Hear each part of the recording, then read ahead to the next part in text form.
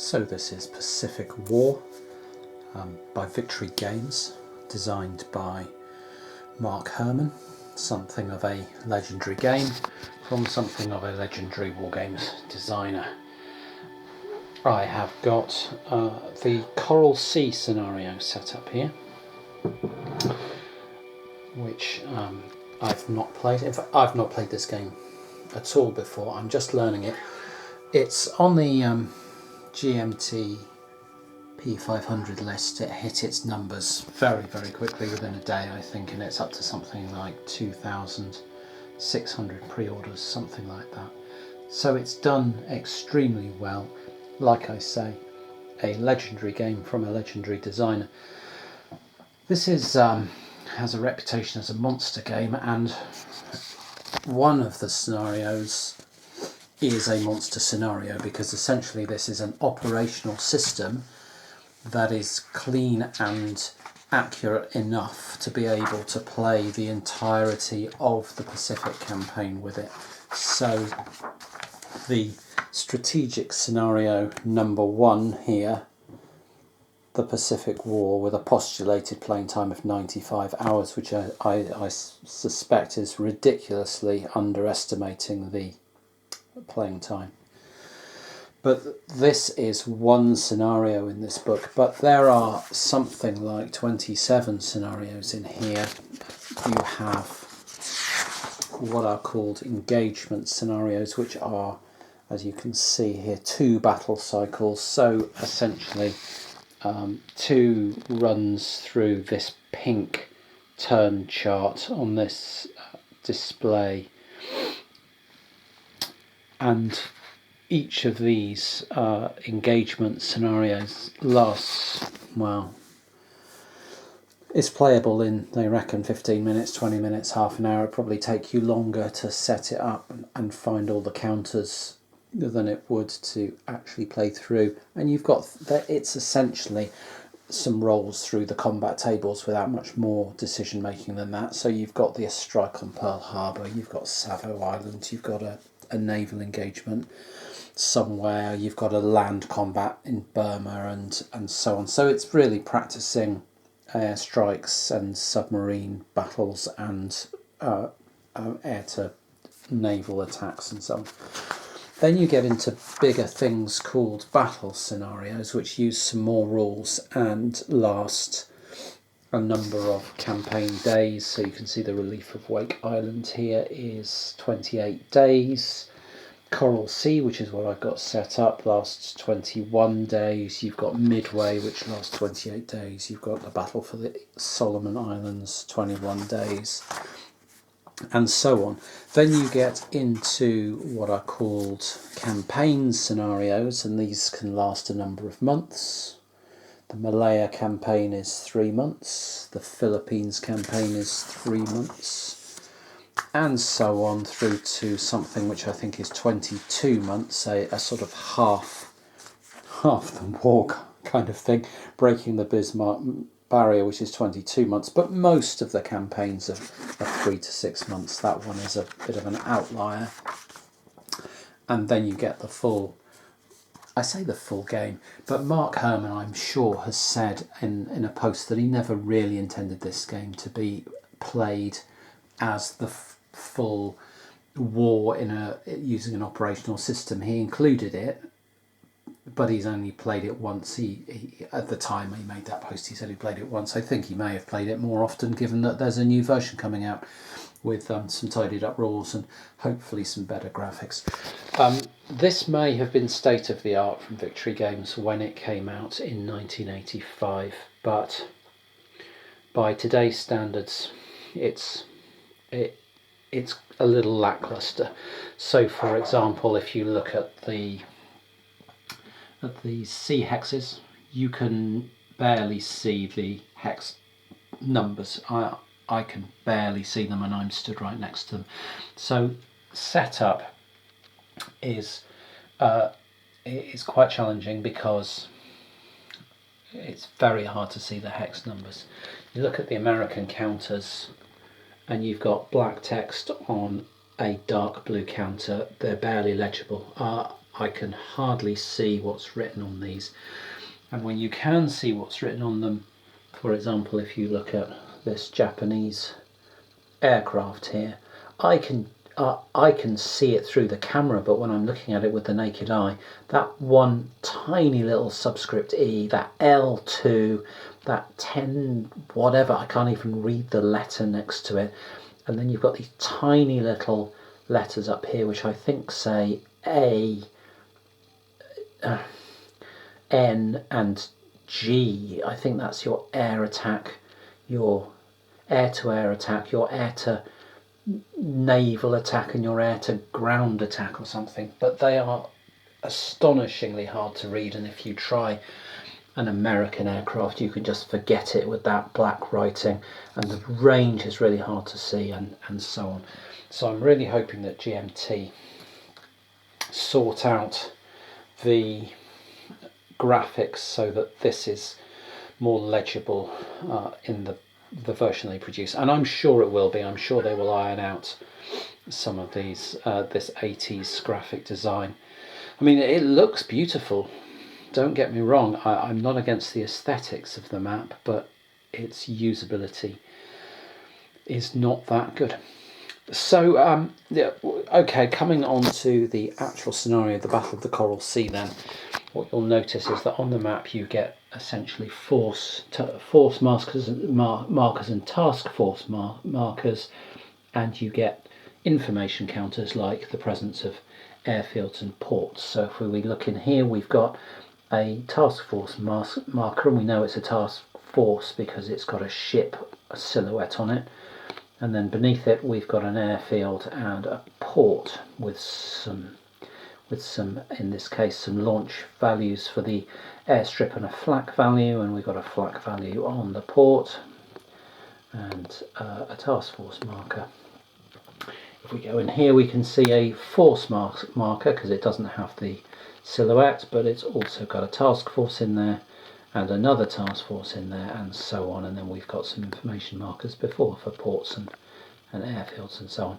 So all your unit deployments are essentially hidden, because what your opponent is allowed to look at is what's on the map, and they're not even allowed to look through stacks. So they can see the top unit of a revealed stack, but they can't go peering through stacks. And all your actual forces are in the boxes represented by those markers. So here's Task Force 1 with a heavy cruiser, the couple of carriers and some planes. So I'm never going to get that in focus, but there we go, CV6 and CV5, a couple of big carriers, a couple of cruisers, or a destroyer and a cruiser, and then the planes on board, and so on. So you've got all these different holding boxes. These are task forces, these are forces, and likewise for the US. And the sequence of play for the battle scenarios is you get an opening operation play. You have a player who's defined as having the initiative, and in this instance it's the Japanese, and you have an intelligence condition for the scenario. In this case it's intercept, so I've got an intercept chip down here.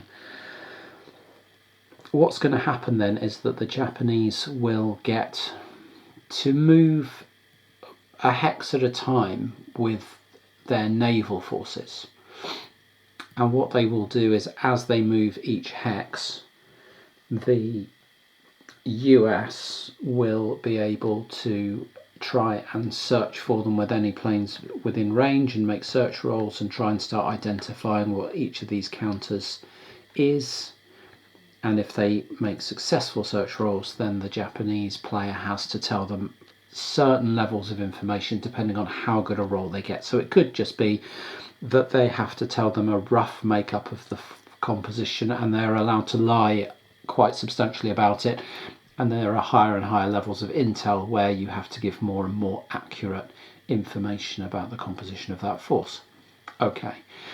As the Japanese move, they will tick up days of time, and that's represented on this track. So each grey hex, each grey box on here represents a day, and each hex you move represents moving your forces forward a hex. So for example, if they made some naval moves and went in here, and the Americans did some searches and went in here, another hex, another hex, another hex, another hex, another hex, and then they decided to stop their operational movement, so they've now moved whatever task forces they wanted to 6 hexes, and they will have ticked forward 2 days because they've moved through 2 grey boxes. So we would move the day marker through 2 days, and then the Americans are going to get this amount of time to move their stuff. So they're going to get 6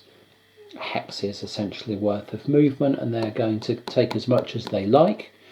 I don't think they have to take it all. They can use whatever they like, and at the point where they've done up to the maximum they allowed, at the point where they're done, then we are going to shift into a battle mode, and we are going to move onto this track here, and we're then just going to keep running through this track again and again and again, and each run through that track will be worth 2 days on the time chart, and the scenario will end after 21 days.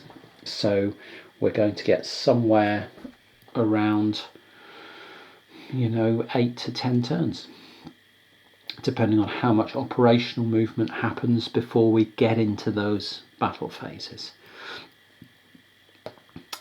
The Japanese objectives are to take Guadalcanal, which is here, and Port Moresby, which is currently held by an Australian infantry brigade. I think it's a brigade. Let's have a look at it. Yeah, it looks like a brigade to me. So there's an Australian infantry brigade currently sat in Port Moresby, and we've got to try and take that out as well. So Guadalcanal is undefended, Port Moresby is not undefended, and we've got to try and do that without losing any carriers or light carriers, CVs or CVLs. And I don't know if we've got any CVLs. Maybe we have. Anyway, the Americans have got to, or the Allies, because given that we've got Australians on the map as well, so the Allies have got to try and stop that from happening. They've got to try and make the reverse happen. They've got to try and prevent Guadalcanal and Port Moresby from being taken, and try and sink Japanese carriers and CVLs. Like I say, I don't really know what I'm doing as yet. I've got a fairly rudimentary grasp of the turn sequence, a basic understanding of how to use the charts and tables, and no little enthusiasm. But apart from that, I don't really know what I'm doing. That said, this particular scenario, the Coral Sea scenario, is subject of a comprehensive example of play in the rulebook.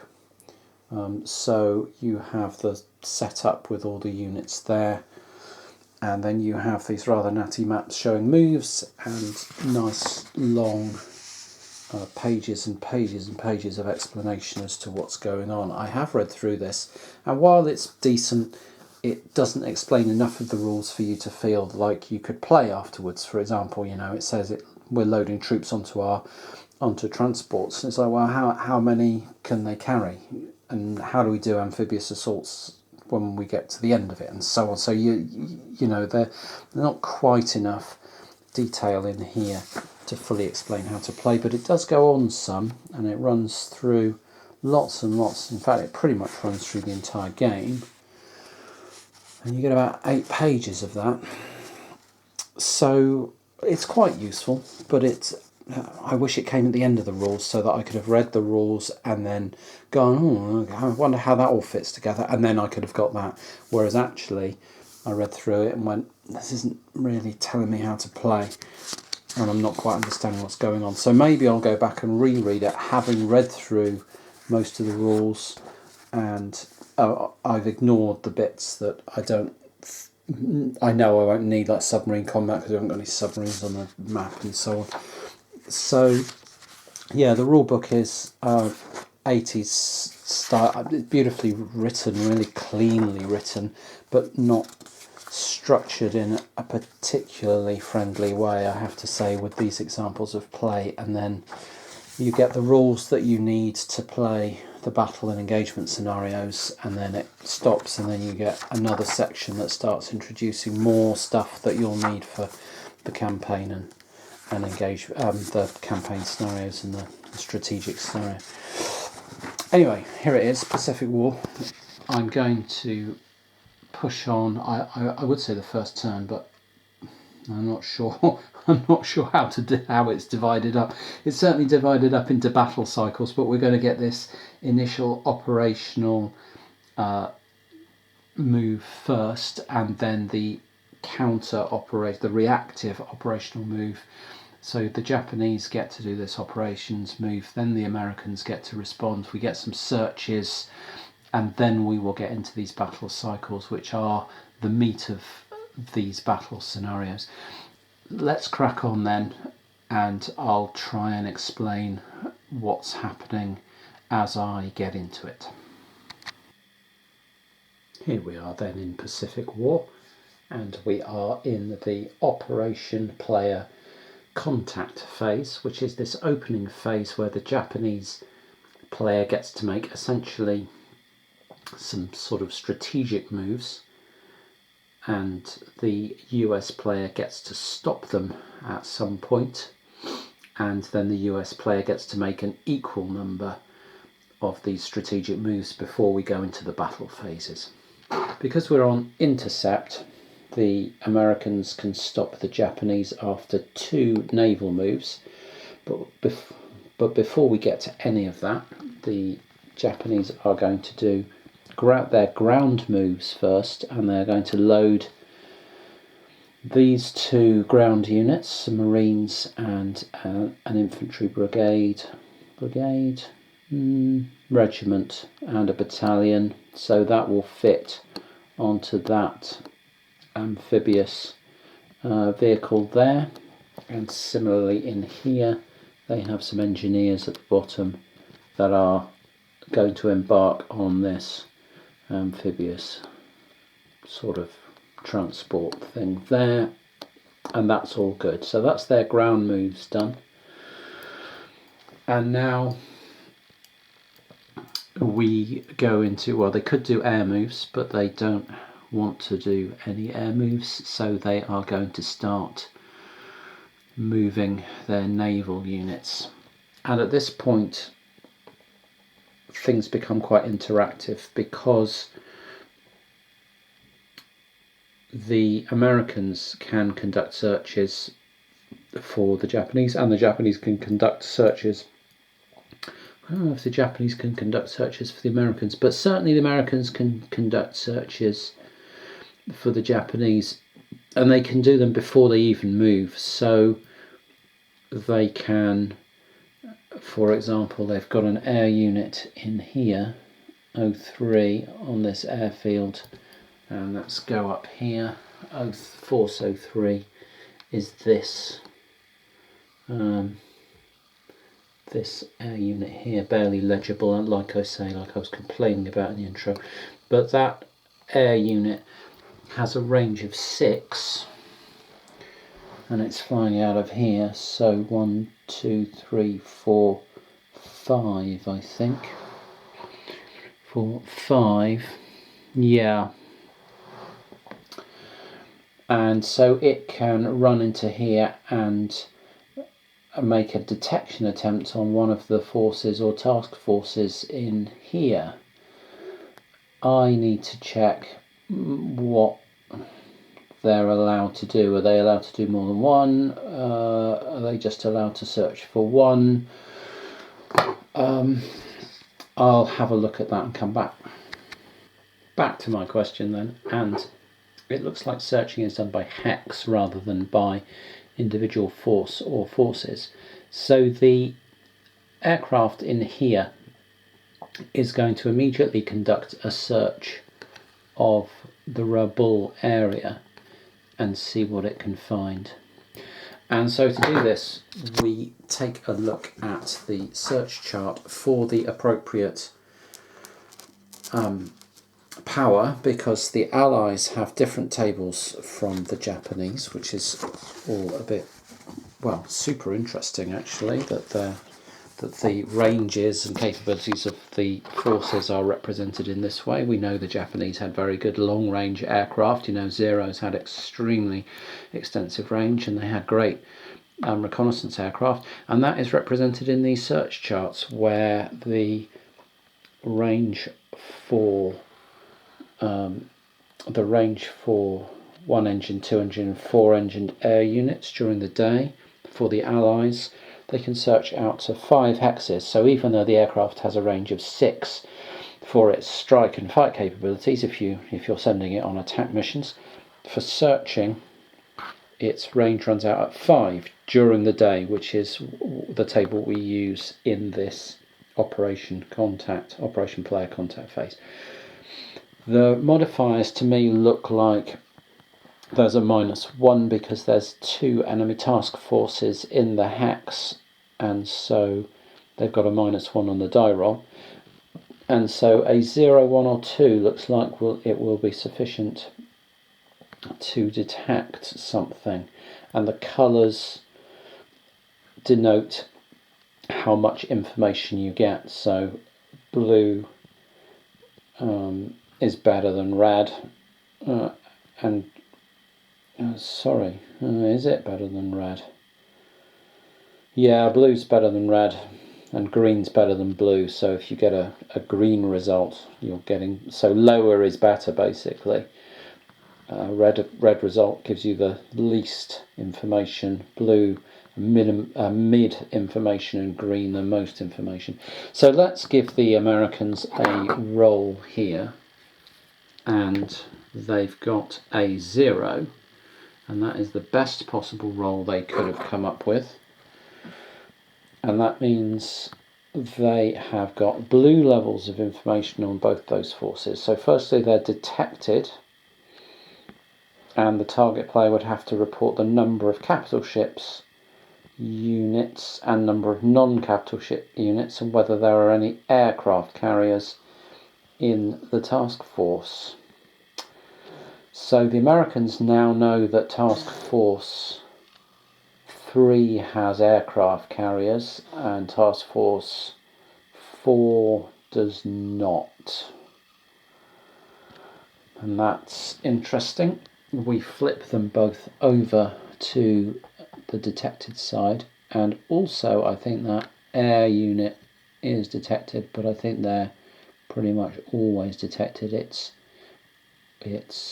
when they're on missions that they're not, but if they're at air bases, they're automatically detected as part of the air base.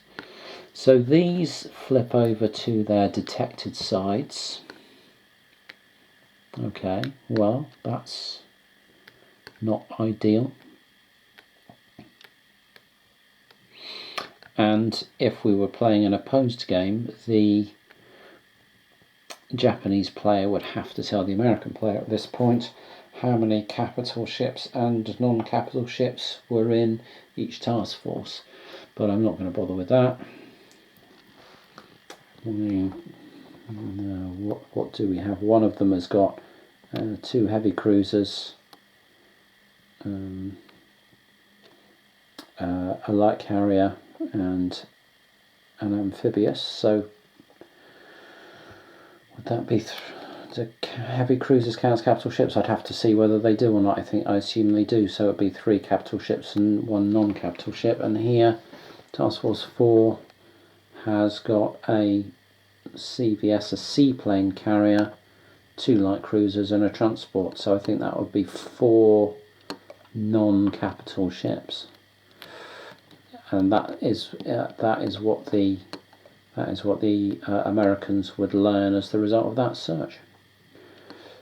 It does save me having the bother of having to make loads more search rolls as the Americans, because they've just found everything that there is to find. So that's going to save me a lot of wristage rolling for searches in the way that they would have to, because they've already found everything. So what happens now is that equally the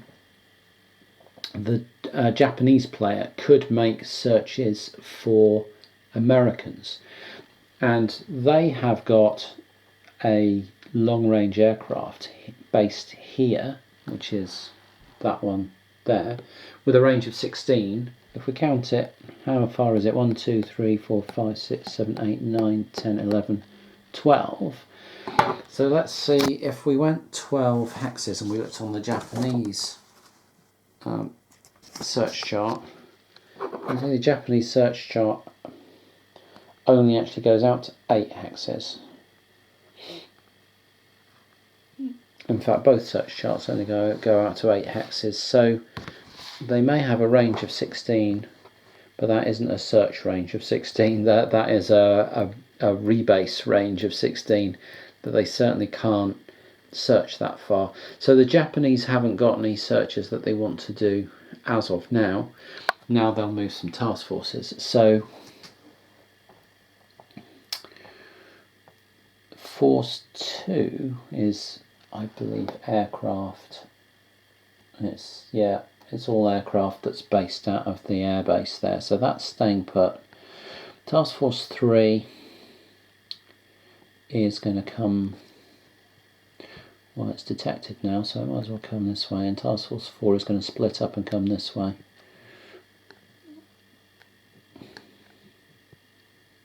So that they are separated out.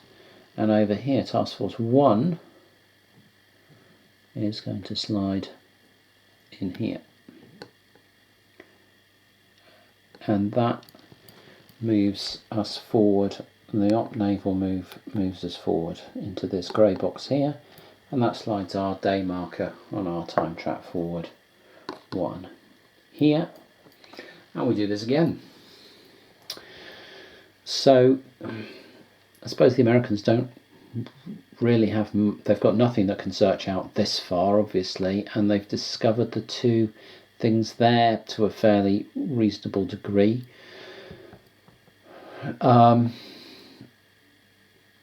They can't actually now reach this in terms of a search, because it's 6 hexes away and their search capabilities only went out to 5. They've no need to search for this, so they won't search. The Japanese aren't searching, so we'll do another move. That will move there. This is staying put because its main aim for the Japanese, as far as I was concerned, was to get out of search range for future rounds. And then this is going to come forward here, and we move forward on the track here. That's not a grey box, and so we don't move the time forward one. And now we hit the point where the Americans can start to stop the Japanese because of this intercept condition. Do they want to? Well,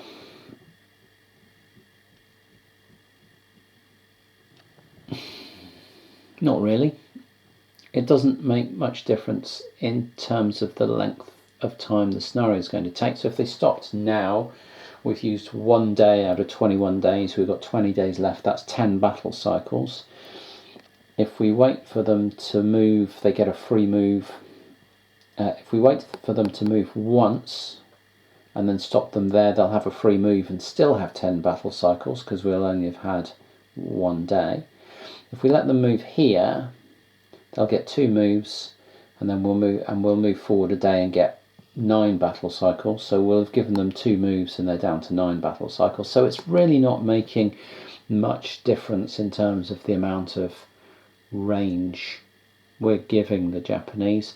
And we'd like to find out a little bit more about where these task forces are going. So we're not going to stop them there. We are going to let them conduct another move. So Task Force 3 will come down here and is now out of search range of that thing. Task Force 1 will come across here and we'll move forward again. Are the US going to stop us? No, they're not. Task Force 3 will continue down this way. Task Force 1 will slide over here and we'll move this forward 1, and the day marker will move on 1. And let's have a think at that point.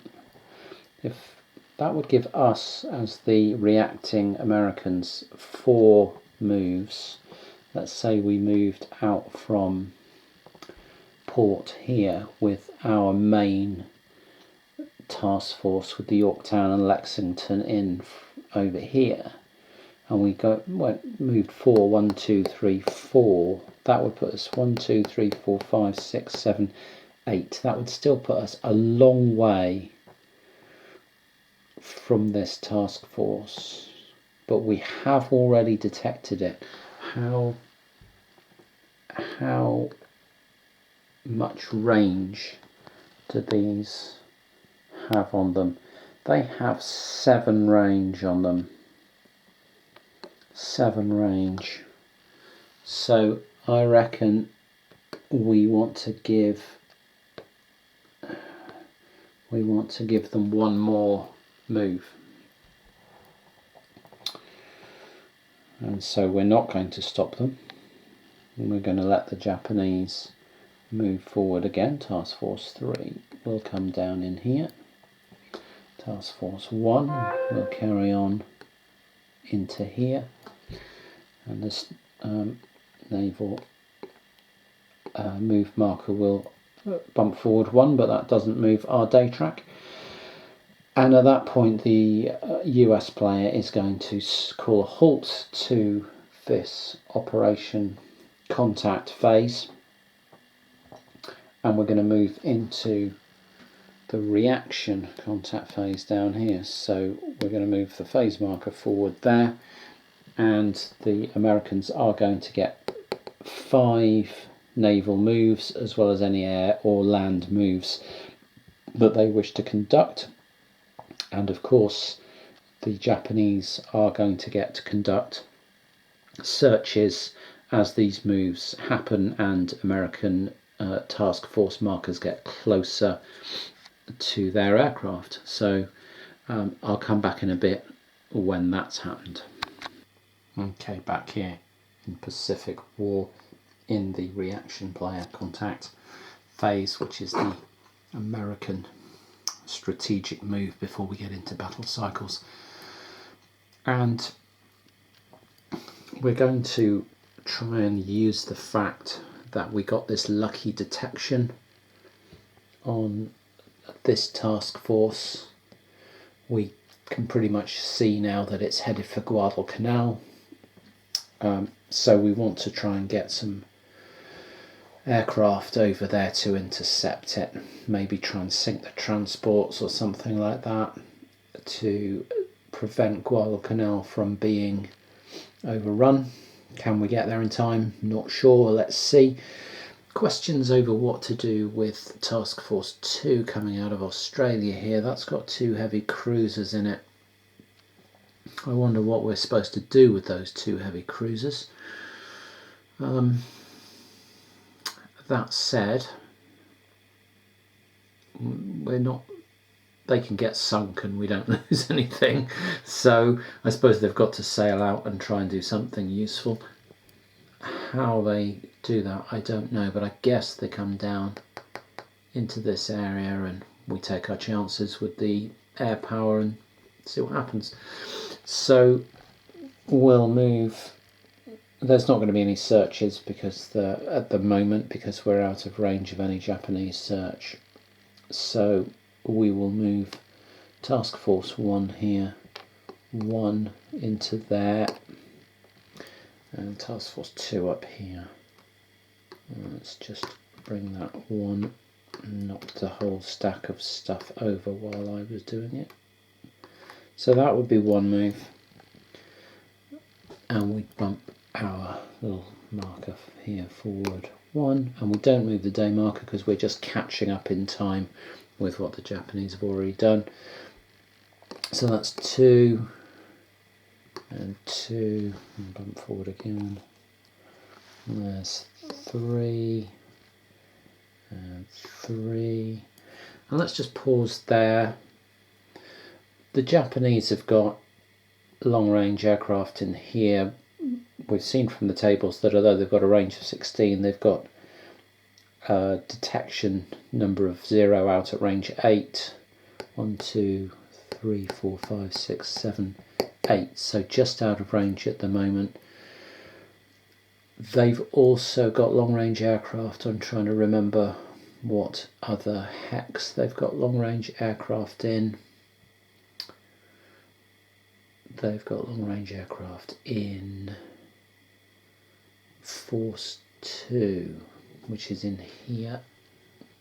Let's have a look. 1, 2, 3, 4, 5, 6, 7, 8. Okay, miles away from that.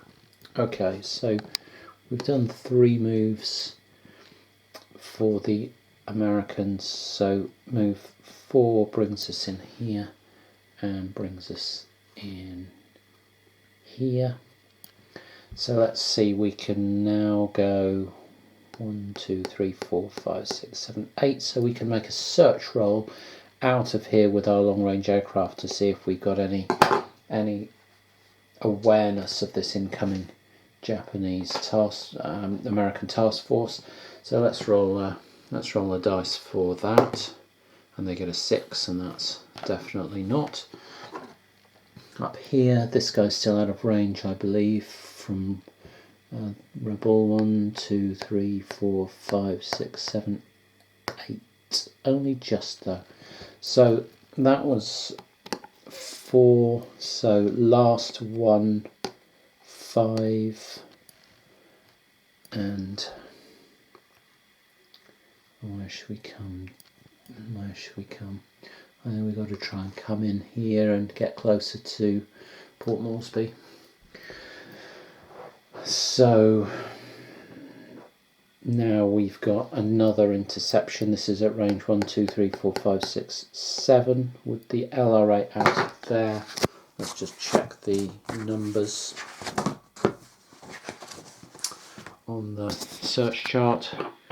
You can see here day 7 hexes, still a 0 to detect. That's a 2, and that's no good. And let's see up here, this task force, can we fly out of Rabble? I think we probably can. 1, 2, 3, 4, 5, 6, 7, 8. So again, a 10% chance of detecting that. And we get a 5, and that's still a no. The Japanese remain unaware of the American naval moves. And that brings us to the end of this strategic segment, these contact phase moves, and we now go into a battle cycle.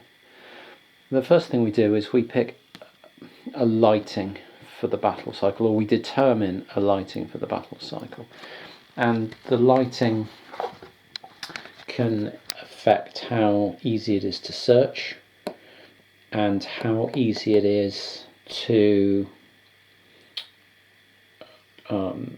engage in naval combat, and how easy it is to, and it can have lots of impacts on air missions and so on.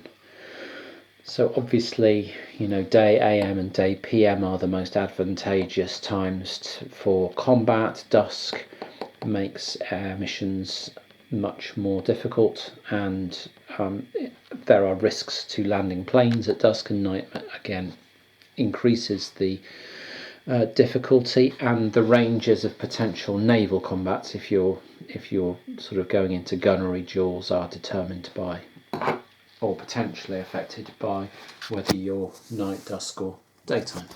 All makes a lot of sense. Because the operational intelligence condition is intercept, the Japanese player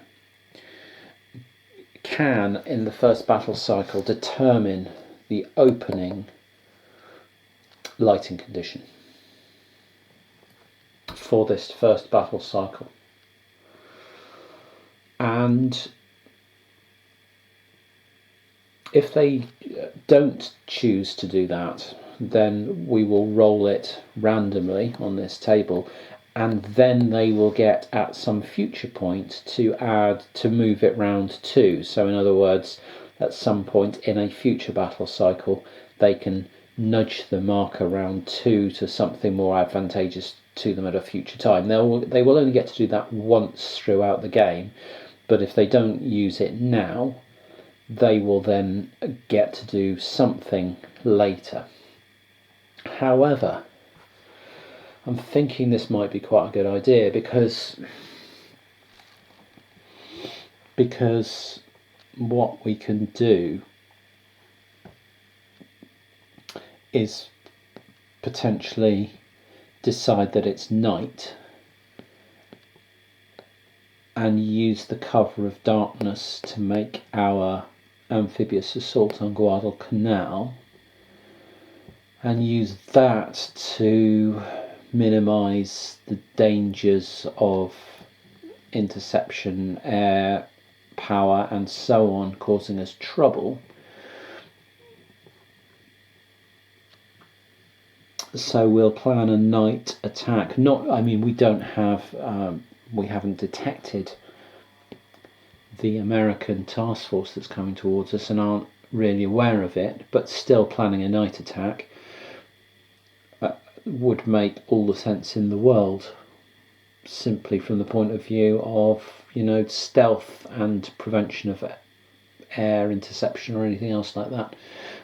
So I think we might do that and forego any future attempts, because what I'm worried about is whether if we pick a random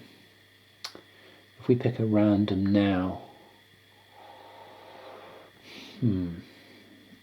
If we pick a random now, we're going to get to do. There's going to be an advantage determination phase in which players determine which of them will be the advantage player and which will be the disadvantage player for the battle cycle. The advantage player has the benefit of performing all their actions first. If the operational intelligence condition is intercept, each player rolls a die. The player with the higher die is the advantage player. So the danger here, which we are on intercept, the danger here is that we have to roll this die even in this first battle cycle, and if the Americans were to win that, they could close in on our task force with their carriers and then launch airstrikes at us and sink our transports or whatever else before we knew anything about it. And that would be really bad, and we'd be sad and have to go home. So I think it would be prudent of us to use our ability to select nighttime and therefore make it pretty much impossible for that airstrike to come in, and as a result pretty much guarantee the invasion of Guadalcanal is successful, as far as I can tell. I mean, this is me talking off the top of my head with a rudimentary understanding of the rules, but it seems like a really clear and involved decision to have to make right at the start of the game. We're going to do it.